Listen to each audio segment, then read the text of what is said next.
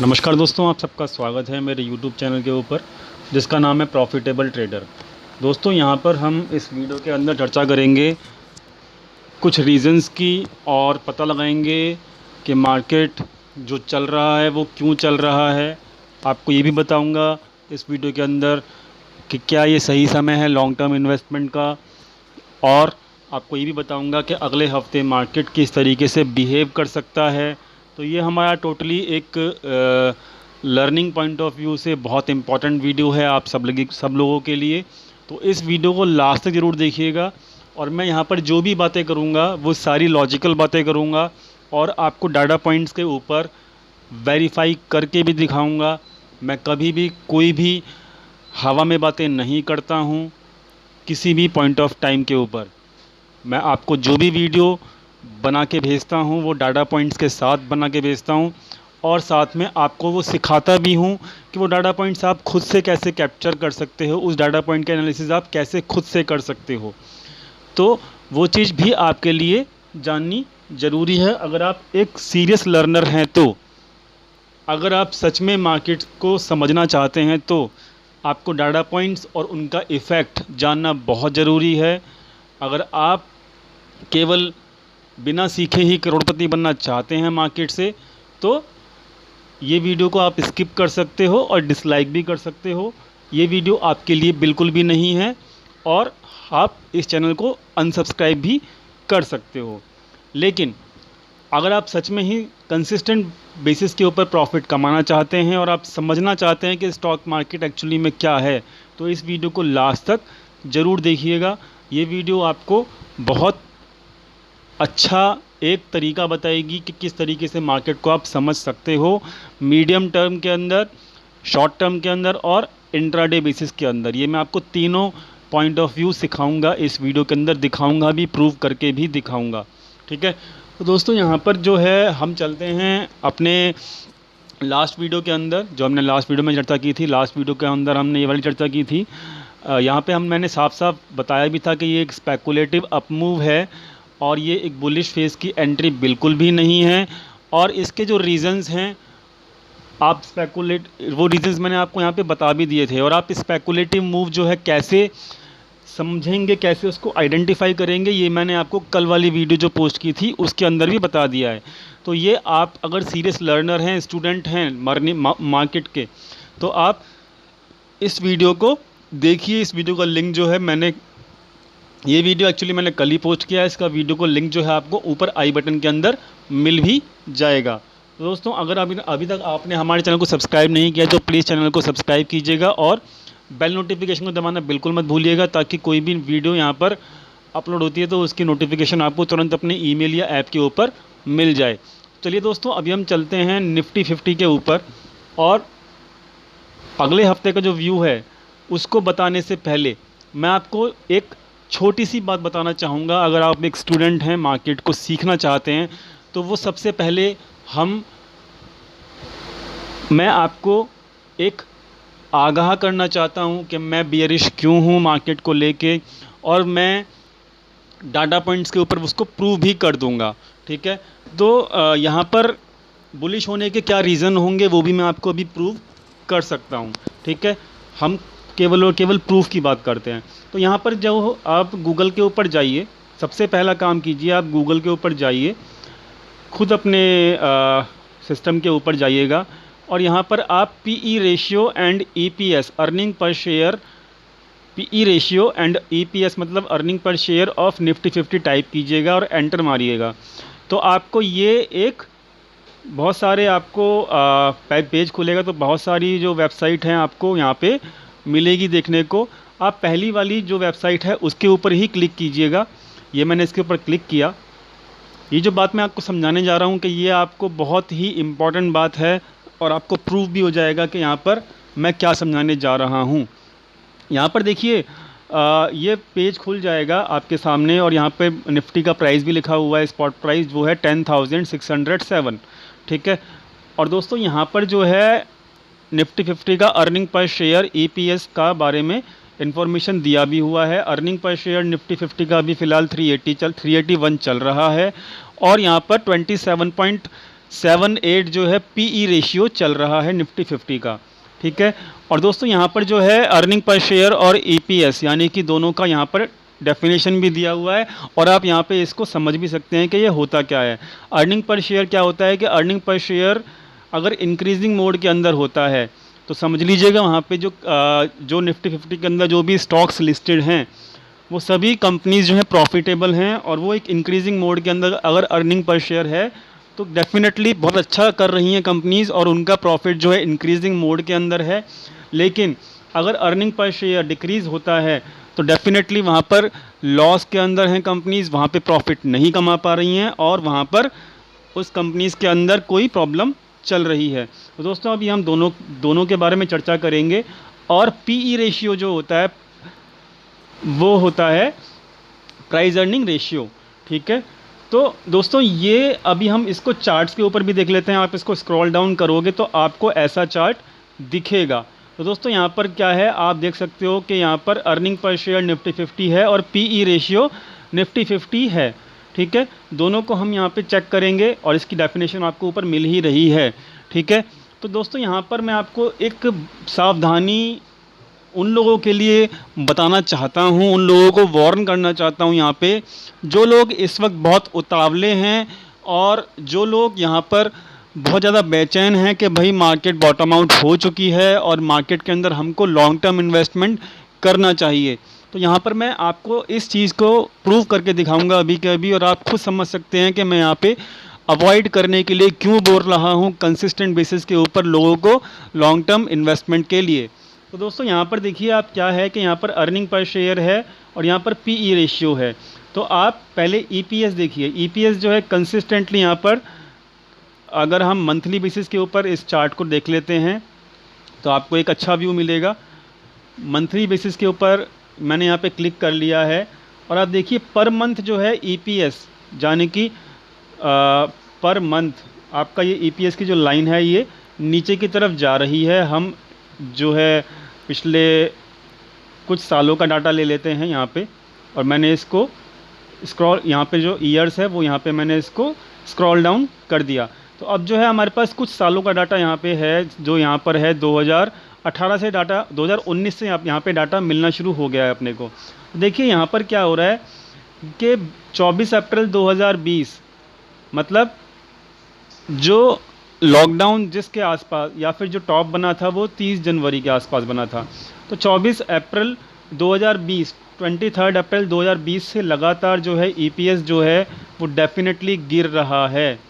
यानी कि April month से जब से लॉकडाउन लगा है तो वहाँ पर प्रॉफिट की जो प्रॉफिटेबिलिटी है जो कंपनीज़ की वो गिर रही है यहाँ पर कंसिस्टेंट बेसिस के ऊपर। इसमें कोई भी आप यहाँ पे खुद जाके चेक कर सकते हो कि ये प्रॉफिटेबिलिटी गिर रही है, और आप खुद जानते हो कि प्रॉफिट इस वक्त जो टाइम चल रहा है मार्केट में पिछले 3 से 4 महीने का, वहाँ पर अब कंपनीज़ को कितनी ज़्यादा प्रॉब्लम फेस करनी पड़ रही है अपने प्रॉफिट को अर्न करने में। तो ये चार्ट जो है आपको ईपीएस जो है मार्केट का ये आपको बता रहा है कि एनएसई के ऊपर जो भी कंपनी लिस्टेड है सबका प्रॉफिट का हालत ख़राब है इस वक्त। अब हम चेक दोस्तों एक चीज़ और चेक करते हैं, ध्यान रखिएगा। ईपीएस तो हमने देख लिया, प्रॉफिट जो है डेफिनेटली हर कंपनी का नीचे गिर रहा है। आपने क्वार्टरली रिजल्ट भी चेक किए होंगे दोस्तों। अब हम चेक करते हैं पीई रेशियो, ठीक है। पीई रेशियो जो है हमको एक्चुअल कहानी बता देता है मार्केट की, और मैं इसको आपको प्रूव करके भी दिखाऊंगा। इस वीडियो को बिल्कुल देखिएगा और फिर आपको समझ में आएगा कि मैं यहाँ पे बेयरिश क्यों हूँ, ठीक है, मैं यहाँ पर बुलिश क्यों नहीं हूँ, ठीक है। तो दोस्तों यहाँ पर मैंने क्या किया, यहाँ पर मैंने पीई रेशियो जो है यहाँ पे लिखा भी है कि पीई रेशियो जो है मैंने निफ्टी का यहाँ पे देखा। यहाँ पे मैंने पीई रेशियो को क्लिक किया और ईपीएस को मैंने यहाँ पे डिसलेक्ट कर लिया। तो ये जो चार्ट मिला आपको पीई रेशियो का मिला है। दोस्तों देखिए यहाँ पर 1 मंथ का चार्ट है। आप देखिएगा कि यहाँ पर मैं आपको प्रूव कर देता हूँ अभी कि 3 अप्रैल से लेके जो हाई बनाया 30 के आसपास पिछले 2 साल में 2019 से लेके पिछले 2019 से ये चार्ट बना हुआ है। तो 30 के आसपास ये मार्केट का ईपीएस पीई रेशियो जाता है और उसको ब्रेक नहीं कर पाता है, ठीक है। तो दोस्तों यहाँ पर देखिए क्या है कि यहाँ पर आप देख सकते हो कि 29 मतलब मई के महीने के अंदर से लेके और आपका जुलाई, मई जून जुलाई, ये 2019 का डाटा है। यहाँ पर जो है ईपीएस जो है अपने पीई रेशियो जो है अपने हाई पॉइंट पर था मई से लेके और जुलाई के बीच में। अब हम चार्ट्स के ऊपर देख लेते हैं मार्केट ने वहाँ पे कैसे रिएक्ट किया। तो दोस्तों ये जो चार्ट है ये वीकली बेसिस के ऊपर है और यहाँ पर मैंने 2019 का ही चार्ट लगाया हुआ है और यहाँ पे देख सकते हो आप कि हमने जो पीई रेशियो देखा है वो मई मंथ से देखा है, मई से लेके जुलाई तक का, ठीक है, 2019 का। तो यहाँ पर देखिए कि मई मंथ के अंदर, ठीक है, 2019 के अंदर यहाँ पर देख सकते हो आप कि ये अप्रैल का महीना है और आप देख सकते हो कि मई मंथ के अंदर यहाँ पे से मई का मंथ शुरू होता है। तो यहाँ पर भी मार्केट ने अपना क्या कहते हैं एक हाई पॉइंट बनाया। आप चेक कर सकते हो खुद कि यहाँ पर भी कंपनीज जैसे ही पीई रेशियो कंपनी का मतलब निफ्टी का हाई पॉइंट के आसपास पहुँचा और यहाँ पर जो है अपने हाई के आसपास पहुँच गया निफ्टी, ठीक है। तो दोस्तों यहाँ पर हुआ क्या, अभी हम दूसरा एक सिनारियो भी देखते हैं कि यहाँ पर आप देख सकते हो, इसको अगर थोड़ा सा और पीछे कर लेते हैं, 2018 का भी ले लेते हैं, ठीक है। मैं आपको पूरा दिखा रहा हूँ करके और आपको समझा भी रहा हूँ। देखिए यहाँ पर 2018 यानी कि अगस्त 2018 के आसपास भी जो था ये पीई रेशियो अपने 28% लेवल के आसपास था, ठीक है, अगस्त 2018, ठीक है, याद रखिएगा। तो यहाँ पर अगस्त 2018 के आसपास यहाँ पे आप चेक कर सकते हो कि यहाँ पर भी मार्केट अपने पीक के आसपास था, ठीक है। अब हम ये वाला लेवल चेक कर लेते हैं। ये वाला लेवल जो आया था वो आपका जनवरी के आसपास आया था, दिसंबर जनवरी के आसपास, ठीक है। तो दिसंबर जनवरी के आसपास आप देख सकते हो कि आपका ये जो पीई रेशियो था ये इस वक्त 28 के आसपास था। तो दोस्तों 28 एक ऐसा लेवल होता है मार्केट में जहाँ पर मार्केट अपने पीक के नज़दीक होता है। अगर पीई रेशियो उसका 28 के आसपास नज़दीक पहुँच जाता है तो आप इस चीज़ को समझ लीजिए। और अभी जो चल रहा है वो 27.78 चल रहा है पीई रेशियो, जो है नज़दीक, बहुत ज़्यादा नज़दीक है अभी 28 के आसपास पीई रेशियो निफ्टी 50 का आने के अंदर। और देखिए जब जनवरी के अंदर भी 28 के आसपास था मार्केट, तो वहाँ पर जनवरी के अंदर भी मार्केट ने, यहाँ पर आप चेक कर सकते हो 1 जनवरी का यहाँ पे चार्ट है 2020 का, यहाँ पर भी मार्केट अपने बिल्कुल पीक के आसपास था, ठीक है। तो यहाँ पे इस तरीके से जो है आप पीक का अंदाज़ा लगा सकते हो मार्केट अपने पीक के नज़दीक है कि नहीं। इस तरीके से आप पीई रेशियो को 28 के आसपास जब भी आ जाए तो आप सावधान हो जाइए कि मार्केट वहाँ पर पीक के नज़दीक है। तो इसलिए मैं यहाँ पर आपको लॉन्ग टर्म इन्वेस्टमेंट के लिए मना कर रहा हूँ बार बार। आप यहाँ पर समझिए पीई रेशियो जो है वो मार्केट का 28 के आसपास आ चुका है। अब मार्केट जो है अपने बिल्कुल पीक के नज़दीक पहुँच चुका है दोबारा से, ठीक है। तो इसलिए मैं यहाँ पे आपको लॉन्ग टर्म इन्वेस्टमेंट का मना कर रहा हूँ। अब आप चेक कर लेते हैं कि जब जब ये 28 के आसपास पहुँचता है पीई रेशियो और जब जब ये मार्केट अपना टॉप के आसपास पहुँचता है तो कितने प्रतिशत गिरावट आती है उसके बाद, हम इस चीज़ को भी चेक कर लेते हैं। तो दोस्तों यहाँ पर जो है मैंने ये कैलकुलेट किया हुआ है। यहाँ पर जो है देखिए, यहाँ पर मार्केट जो था 11,730 के आसपास था जब पीक बना था और यहाँ पर जो गिरा था मार्केट वो 10,000 के आसपास गिरा था, यानी कि 1700 पॉइंट मार्केट यहाँ पर इस वाले फॉल के अंदर गिरा था। 1700 पॉइंट निफ्टी गिरा था यहाँ पर इस वाले फॉल के अंदर। दोस्तों यहाँ पर चेक कर लेते हैं, यहाँ पर जो इसका पीक बना था वो दोस्तों यहाँ पर 12,000 के आसपास पीक बना था और जो इसका बॉटम बना था वो 10,600 के आसपास बना था। तो यहाँ पर भी जो है निफ्टी जो है अपने पीक के आसपास जब पहुँचा तो 1400 पॉइंट गिरा, ठीक है। तो 1400 पॉइंट यहाँ पर भी गिरा मार्केट अपने पीक से। दोस्तों यहाँ पे चर्चा कर लेते हैं। यहाँ पर हम जानते हैं इस लेवल के आसपास कि मार्केट जब अपने पीक के आसपास था तो मतलब मार्केट 12,400 के आसपास से मार्केट अपना गिरा। तो यहाँ पर भी पीई रेशियो जो था 28 के आसपास ही था जनवरी के अंदर। और यहाँ ये जो डाउनफॉल था दोस्तों ये आप खुद कैलकुलेट कर सकते हो कि ये पूरा 5000 पॉइंट का डाउनफॉल था, ठीक है। और दोस्तों ये आप खुद चेक कीजिए, मैं कोई आपको हवाबाजी नहीं कर रहा, मैं आपको कोई भी ऐसी पॉइंट नहीं बता रहा जो कि आप खुद चेक नहीं कर सकते, ठीक है। तो दोस्तों यहाँ पे 1700 पॉइंट का फॉल था। यहाँ पर सेकंड टाइम जब मार्केट अपने पीक के आसपास पहुँचा और पीई रेशियो 28 के आसपास पहुँचा तो यहाँ पर 1400 पॉइंट्स का फॉल था और यहाँ पर 5000 पॉइंट्स का फॉल था, ठीक है। इसका जो अगर परसेंटेज के अंदर कैलकुलेट करेंगे तो 15% ये वाला फॉल निकल के आता है, 11% ये वाला फॉल निकल के आता है और दोस्तों 40% का जो फॉल है ये वाला फॉल निकल के आता है। अब आप खुद डिसाइड कीजिए कि जब मार्केट के अंदर अभी फ़िलहाल जो पीई रेशियो चल रहा है वो 28 के आसपास चल रहा है दोस्तों, तो यहाँ पर आप खुद समझ लीजिए, खुद समझदार होने चाहिए कि आपको यहाँ पे इन्वेस्टमेंट करना चाहिए या नहीं करना चाहिए। और कंपनी और जो मार्केट है वो इस वक्त अपने पीक के आसपास है या फिर नहीं है, मुझे बताने की अभी ज़रूरत नहीं है क्योंकि आप शायद समझ गए होंगे।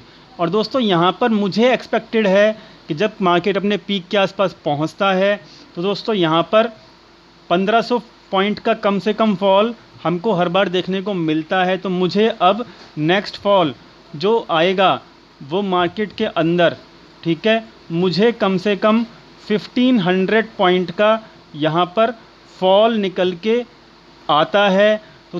तो जो कि अभी अगर मार्केट 10,600 के आसपास है तो यहाँ पर अगर 10,700 भी हम इसको मान लेते हैं कि वहाँ से फॉल आता है तो डेफिनेटली 1500 पॉइंट का अगर फॉल आता है यहाँ पर, और कम से कम इतना फॉल तो आता ही है मार्केट के अंदर, आपने बैक टेस्टिंग कर भी ली और मैंने आपको बताया भी। तो 1500 पॉइंट का अगर फॉल आता है तो यहाँ पर डेफिनेटली मार्केट अपने 9000 के लेवल के ऊपर पहुँच जाएगा, पहुँच सकता है और डेफिनेटली ये एक अचीवेबल नंबर है मार्केट के अंदर जो कि 9000 का लेवल आ सकता है। अब इसकी टाइमिंग क्या रहेगी, वो या तो इस महीने तक आ सकता है या फिर अगले महीने ज़रूर आ सकता है। दोस्तों मार्केट अपने अपने पीक के आसपास है, इस चीज़ को मैं आपको बार बार बता रहा हूँ और ये वक्त नहीं है आपको लॉन्ग टर्म इन्वेस्टमेंट करने का। मुझे कम से कम 1500 पॉइंट का फॉल नज़र आ रहा है अपने पीक के आसपास से मार्केट को नीचे गिराने का, और आप इस चीज़ को सहमत होना चाहें या नहीं होना चाहें ये आपकी मर्ज़ी है। ये मेरा खुद का एनालिसिस है और मैंने आपको यहाँ पे प्रूव भी करके दिखा दिया। और 1500 पॉइंट का फॉल यानी कि 1500 पॉइंट का अगर फॉल आता है तो मार्केट दोबारा से 9000 के आसपास इस महीने या फिर अगले महीने तक आपको डेफिनेटली मिलेगा। और ये मार्केट आपको वक्त ज़रूर बता देगा। मार्केट का टेक्निकल्स कभी फॉलो हो सकता है 1 या 2 हफ्ते वो नहीं फॉलो हो सकें, क्यों? बिकॉज के वहाँ पर स्पेकुलेशन मूव होता है या फिर फेक अप मूव होता है, तो वो चीज़ 1 या 2 हफ्ते हो सकता है कि वो फॉलो ना हो, ठीक है। ये टेम्परेरी टाइम के अंदर जो है वो फॉलो नहीं हो सकता। लेकिन दोस्तों आप समझिए इस चीज़ को कि टेक्निकल्स हमेशा वक्त के साथ अपने आप को एडजस्ट करते हैं और टेक्निकल्स जब भी फॉलो होते हैं तो ये वाले फॉल्स आपको पीक लेवल के आसपास डेफिनेटली मिलेंगे होते हुए। और अगला फॉल मुझे एक्सपेक्टेड है कम से कम 1500 पॉइंट का जो कि मार्केट को 9000 पॉइंट के आसपास लेके आ सकता है। आई होप कि आप ये चीज़ समझ गए होंगे और आप ये भी समझ गए होंगे कि मार्केट अपने पीक के आसपास पहुंच चुका है। अब ये फॉल कब शुरू होता है ये तो वक्त बताएगा, लेकिन मेरा शॉर्ट टर्म का जो टारगेट है वो कम से कम 9000 का है खुद का। और इसीलिए मैंने YouTube के ऊपर कुछ दिन पहले वीडियो भी पोस्ट किया था। अब आप समझ भी गए होंगे कि उस वीडियो को पोस्ट करने का क्या नतीजा यहाँ पर है, जो कि मैंने यहाँ पर आपको वीडियोस के अंदर आप क्लिक करोगे तो दोस्तों वीडियोस के अंदर मैंने आपको यहाँ पे दिया भी हुआ है कि मेरा खुद का टारगेट जो है यहाँ पर निफ्टी का 9000 का है। तो इसके पीछे का लॉजिक मैंने आपको आज क्लियर कर दिया। और दोस्तों ये वक्त जो है बिल्कुल भी नहीं है क्या कहते हैं लॉन्ग टर्म इन्वेस्टमेंट के बारे में सोचने का, क्योंकि मार्केट अभी बिल्कुल अपने पीक के आसपास पहुँच चुकी है। तो दोस्तों ये था मेरा छोटा सा एनालिसिस जो खुद भी आप कर सकते हो और मार्केट का पीक समझ में आपको आ जाएगा इस चीज़ को अगर आप करते हैं खुद ब खुद तो, ठीक है। अब मैं आपको लेके चलता हूँ कि अगले हफ्ते मार्केट किस तरीके का रह सकता है, इसकी चर्चा भी मैं खुद कर लेता हूँ और आपको डाटा पॉइंट्स भी क्लियर कर देता हूँ। तो दोस्तों यहाँ पर जो है मैंने अपनी लास्ट वीडियो के अंदर आपको बताया हुआ है कि यहाँ पर स्पेकुलेटिव मूव चल रहा है और स्पेकुलेटिव मूव को पहचानने के तरीके भी बताए हैं लास्ट वीडियो के अंदर, तो वो जाके आप पहले चेक कर लीजिएगा आपको, ताकि समझ में आ जाए कि स्पेकुलेटिव मूव क्या कहते हैं, कैसा होता है। तो दोस्तों यहाँ पर मैंने एक ट्रेंड लाइन आपको पुरानी वीडियोस के अंदर भी दिखा रखी थी, ये वही ट्रेंड लाइन है। और दोस्तों यहाँ पर जो है इस ट्रेंड लाइन के हिसाब से मार्केट हमेशा यहाँ पे रेसिस्टेंस फेस किया है और दोस्तों यहाँ पर जो ये रेसिस्टेंस है वो यहाँ पर निकल के आ रहा है। और दोस्तों ये जो लेवल निकल के आ रहा है वो 10,720 का लेवल निकल के आ रहा है। दोस्तों मैंने अभी के हिसाब से 10,720 का लेवल निकल के आ रहा है। तो अगर मैं समझूं कि अगर ये स्पेकुलेटिव मूव कहां तक रह सकता है, तो दोस्तों ये बुलिश रह सकता है। स्पेकुलेटिव मूव अपना जो वो रह सकता है 10,720 के आसपास। और दोस्तों यहाँ पर ये स्पेकुलेटिव मूव जो है इस लेवल के आसपास रह सकता है, तो हमको जो भी हमने बुलिश पोजीशंस बना रखी हैं शॉर्ट टर्म के लिए, वो इस लेवल के आसपास आपको एक बार क्लोज ज़रूर करनी चाहिए। जब मार्केट इस लेवल के आसपास पहुंच जाएगा तब हम दोबारा से एनालिसिस करेंगे और दोबारा से चेक करेंगे डाटा पॉइंट्स क्या बोल रहा है, और वहां पर हमको दोबारा से एनालिसिस करनी पड़ेगी। और वहां पर एनालिसिस करने के बाद हमको समझ में आ जाएगा कि आगे मार्केट इस ट्रेंड लाइन को ब्रेक करके ऊपर जाएगा या फिर मार्केट इस ट्रेंड लाइन के फेस करने के बाद नीचे आएगा। तो पहला चीज़ तो ये अपसाइड मूव जो दिख रहा है आपको वो 10,720 यानी कि 10,720 के आसपास रह सकता है। इसके आसपास यहाँ पर आपको ये मिल सकता है ये ट्रेंड लाइन के हिसाब से। पहली चीज़ तो ये, और मैंने आपको बता भी चुका हूँ कि जो अपसाइड मूव है जो स्पेकुलेटिव चल रहा है ये विदाउट वॉल्यूम चल रहा है। आपको मैंने अपनी पुरानी वीडियो में बताया भी हुआ है, आप देख सकते हो कि वॉल्यूम है ही नहीं। और बिना वॉल्यूम का जो चार्ट होता है, बिना वॉल्यूम का जो प्राइस होता है ऊपर की तरफ जाता है दोस्तों, ये एक बेयरिश साइन होता है मीडियम टर्म और लॉन्ग टर्म के हिसाब से। आप इस चीज़ को समझना चाहें या फिर ना समझना चाहें ये आपकी प्रॉब्लम है, लेकिन ये एक बेयरिश साइन होता है लॉन्ग टर्म और शॉर्ट टर्म के बेसिस के ऊपर। और मैंने आपको प्रूव भी कर रखा था कल की वीडियो के अंदर कि जब भी ये इस टाइप का जो स्पेकुलेटिव मूव आता है तो वो मूव जो है आपका वहीं ख़त्म होता है जहाँ पर वो शुरू होता है। तो दोस्तों ये जो स्पेकुलेटिव मूव था वो 10,000 के आसपास से शुरू हुआ है और मुझे लगता है कि 10,000 के आसपास बहुत जल्दी मार्केट वापस आ जाएगा। लेकिन उसको पहले ये वाला लेवल जो हमने डिसाइड किया है 10,720 का लेवल, ये एक बार मार्केट दिखा सकता है। और इस लेवल के आसपास जो है हमको चेक करना पड़ेगा, एनालिसिस करना पड़ेगा दोबारा से कि मार्केट कहाँ किस तरफ की करवट लेगा।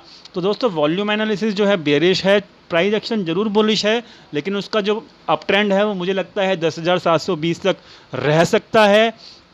और दूसरी चीज़ जो ये रेसिस्टेंस है वो हमारा रेसिस्टेंस ये ट्रेंड लाइन जो मैंने यहाँ पे बना रखी है इस ट्रेंड लाइन के आसपास ज़रूर आएगा, क्योंकि यहाँ पर पहले भी इस ट्रेंड लाइन ने बहुत बार टेस्ट किया है। मार्केट ने इस ट्रेंड लाइन को एक बार यहाँ पे टेस्ट किया, 2 बार टेस्ट किया, 3 बार टेस्ट किया और अब चौथी बार टेस्ट करने जा रहा है। तो दोस्तों यहाँ अब आप कहोगे कि ये ट्रेंड लाइन जो है एक रेसिस्टेंस का काम कर रहा है, लेकिन ये ब्रेक भी कर सकता है, डेफिनेटली कर सकता है। लेकिन दोस्तों वहाँ पे जब जब इस ट्रेंड लाइन के आसपास मार्केट आया है तब आप देखिए यहाँ पर एक सेलिंग प्रेशर आया है। यहाँ पर आप देखिए जब भी इस ट्रेंड लाइन के आसपास आया है तो यहाँ पर आप चेक कीजिए एक सेलिंग प्रेशर आया है। जब भी यहाँ पे आया है तो यहाँ पर जब आया तो अब तो वॉल्यूम ही नीचे हो गया। तो दोस्तों यहाँ पर जब इस ट्रेंड लाइन के आसपास मार्केट आता है तब या तो वॉल्यूम नीचे हो जाता है या फिर यहाँ पर एक सेलिंग प्रेशर मार्केट के अंदर आता है। तो ये डेफिनेटली यहाँ पर एक रेसिस्टेंस फेस करेगा मार्केट, आप इस चीज़ को समझ के चलिए। तो अभी तक का जो लेवल है वो हमने दे दिया आपको 10,720 का, जो कि ये अपसाइड मूव सस्टेन कर सकता है इतने लेवल तक, ठीक है। और वहाँ इस लेवल के आसपास हमको देखना पड़ेगा कि मार्केट में जो है दोबारा से सेलिंग प्रेशर वहाँ पे हमको दिखने को मिल सकता है। इस चीज़ को आप ध्यान दीजिएगा। तो दोस्तों अभी तो ये हुआ प्राइस एक्शन के हिसाब से और वॉल्यूम के हिसाब से हमारी एनालिसिस। अब हम अपने डाटा पॉइंट्स को समझ लेते हैं। डाटा पॉइंट्स जो है दोस्तों, यहाँ पे हम पहले टर्नओवर को देख लेते हैं, जो निफ्टी का टर्नओवर है। और इस टर्नओवर को निकालने का तरीका भी मैंने आपको पुरानी वीडियोस के अंदर बताया हुआ है। आप खुद जाके चेक कर सकते हो, आप सीखिए चीज़ को और फिर आप खुद ब खुद देखिए। मार्केट देखिए ऊपर जा रहा है, टर्नओवर जो है वो नीचे जा रहा है, मतलब नया पैसा जो न्यू मनी है वो मार्केट के अंदर नहीं आ रहा है। इस चीज़ को आप समझिए, क्योंकि अगर न्यू मनी मार्केट के अंदर आएगा तो डेफिनेटली टर्नओवर भी ऊपर की तरफ जाएगा।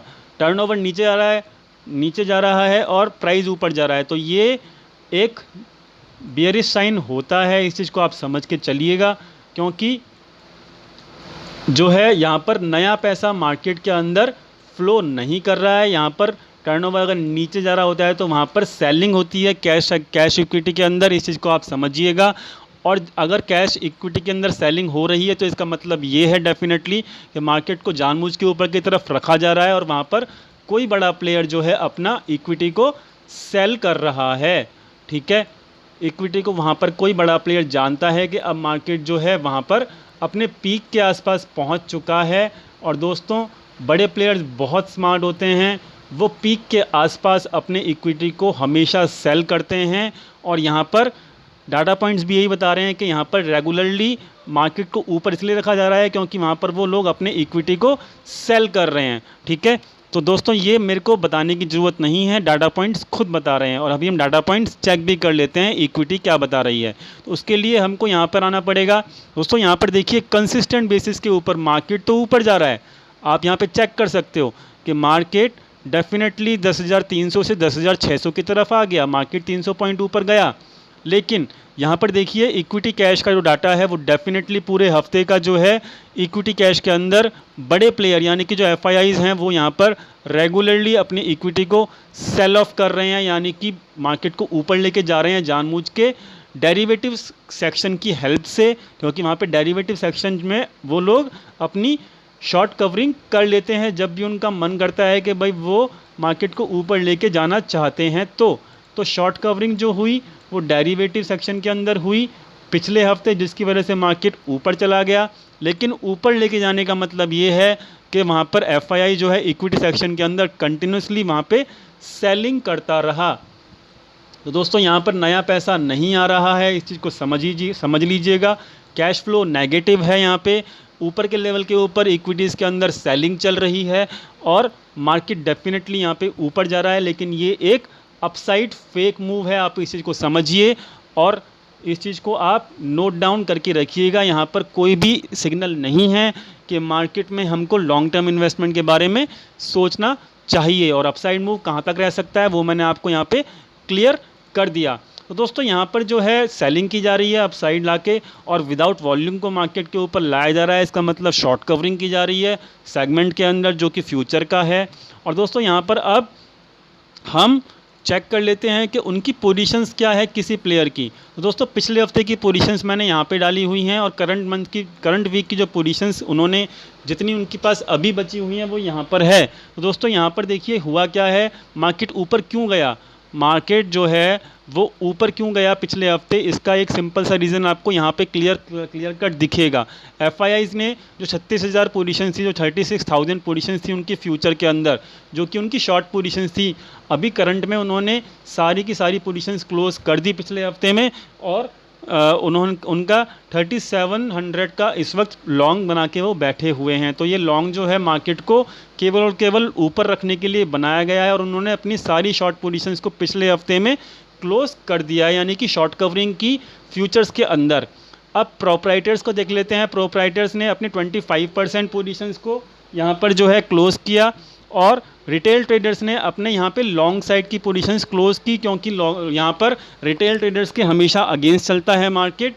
तो यहाँ पर 83% जो पोजीशंस हैं फ्यूचर्स के अंदर, वहाँ पर वो एफआईआईज़ ने जो है क्या कहते हैं पोजीशंस क्लोज की। यहाँ पर रिटेल ट्रेडर ने यहाँ पर अपनी 83% जो लॉन्ग साइड की पोजीशंस थी वो यहाँ पर आपको दिख रहा होगा कि जो है यहाँ पर फ्यूचर्स के अंदर उन्होंने अपनी पोजीशंस क्लोज की लॉन्ग तरफ की, और वो इसीलिए की क्योंकि वो यहाँ पर क्या कहते हैं, उनको रिटेल ट्रेडर्स को यहाँ पे लग रहा था कि भाई मार्केट अब ऊपर नहीं जाएगी, और वो यहाँ पर शॉर्ट, उन्होंने यहाँ पे जो है लॉन्ग पोजीशंस क्लोज की। इसी चीज़ को नुकसान में देने के लिए, रिटेल ट्रेडर को नुकसान में पहुंचाने के लिए यहाँ पर एफआईआई बहुत स्मार्ट रहा, और पिछले हफ्ते में उन्होंने यहाँ पे शॉर्ट कवरिंग कर दी, जिसकी वजह से लॉन्ग जो पोजीशंस थी वो भी उनकी रिटेल ट्रेडर्स की लॉस में चली गई। तो ये दोस्तों ये टेम्परेरी खेल किया गया एफआईआई के द्वारा, और ये डाटा जो है आपको क्लियर भी कर रहा है, और यहाँ पर लॉन्ग पोजीशंस जो थी वो भी यहाँ पे रिटेल ट्रेडर्स की प्रॉफिट में नहीं रही, ये भी लॉस में गई। और जो इससे पिछले हफ्ते जो रिटेल ट्रेडर्स की शॉर्ट पोजीशंस थी वो भी यहाँ पे लॉस में ही क्लोज की गई थी, और हमेशा एफआईआईज रिटेल ट्रेडर्स के अगेंस्ट में ही मार्केट के अंदर पोजीशंस बनाता है। इस चीज़ को आप ध्यान में रखिएगा।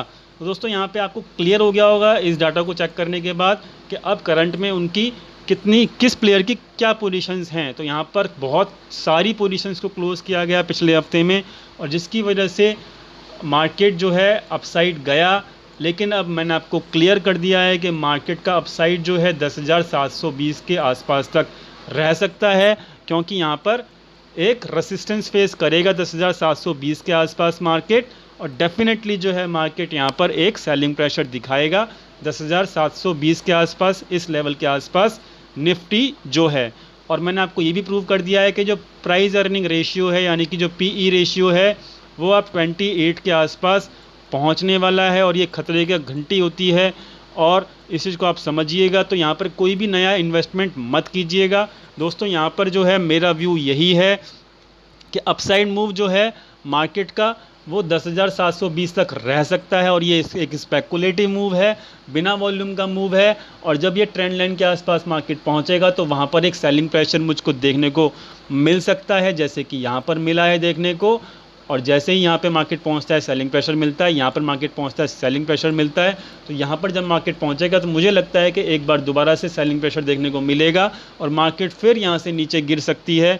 तो लेकिन दोस्तों यहाँ पर मैं आपको दोबारा क्लियर कर रहा हूँ कि यहाँ पर 10,720 के आसपास, मैं दोबारा बता रहा हूँ कि हमको दोबारा से एनालिसिस करनी पड़ेगी। उस वक्त डाटा पॉइंट्स क्या बताएंगे हमको दोबारा चेक करना पड़ेगा, और 10,720 के बाद हम लोग चेक करेंगे वहाँ पर कि डाटा पॉइंट्स क्या कहता है। हम तब डिसीज़न लेंगे कि मार्केट नीचे जाएगा या फिर मार्केट ऊपर जाएगा। तो इस चीज़ को समझ के चलिएगा दोस्तों। यहाँ पर मेरा कंक्लूज़न यही है कि अपसाइड मूव यहाँ तक रह सकता है, और ये यहाँ पर रेसिस्टेंस फेस करने को मिल सकता है मार्केट को।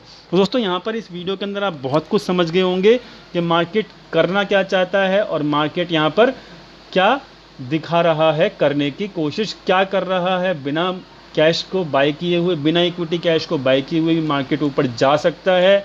और मैं आपको एक वीडियो और लेके आऊँगा कल संडे के दिन, जो वीडियो आपको ये बताएगा कि अगर मार्केट में स्पेकुलेटिव मूव आता है, ठीक है, या फिर फेक मूव आता है, तो आप किस तरीके से ट्रेडिंग करें, आप किन किन बातों का ख्याल रखें, और आप उस सिचुएशन को कैसे हैंडल कर सकते हो। वो वीडियो आपको संडे को मिलेगा देखने को।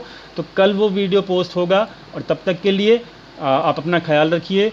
और कोरोना वायरस बहुत फैला हुआ है, उसका भी सेफ्टी रखिएगा। और दोस्तों मार्केट जो है, मार्केट का व्यू मैंने दे दिया है। कोई भी चेंजेस होगा डेफिनेटली मैं आपको लाइव मार्केट में बताऊंगा अपने टेलीग्राम चैनल के ऊपर। टेलीग्राम चैनल का जो लिंक है वो वीडियो के नीचे आपको मिल जाएगा। दोस्तों वीडियो बहुत लंबी हो गई, लेकिन आपको क्लियर करना बहुत ज़्यादा ज़रूरी था। आई होप कि आपको यहाँ पर बहुत सारी चीज़ सीखने को मिली होंगी, सीखने को मिली कोई भी नहीं। तो यहाँ पर प्लीज़ इस चैनल को लाइक कीजिएगा, सब्सक्राइब जरूर कीजिएगा, और बेल नोटिफिकेशन को ज़रूर दबाइएगा। और मिलते हैं मंडे को लाइव मार्केट के अंदर। Thank you so much video देखने के लिए। दोस्तों के साथ शेयर कीजिएगा, सब्सक्राइब करना बिल्कुल मत भूलिएगा। Thank you so much.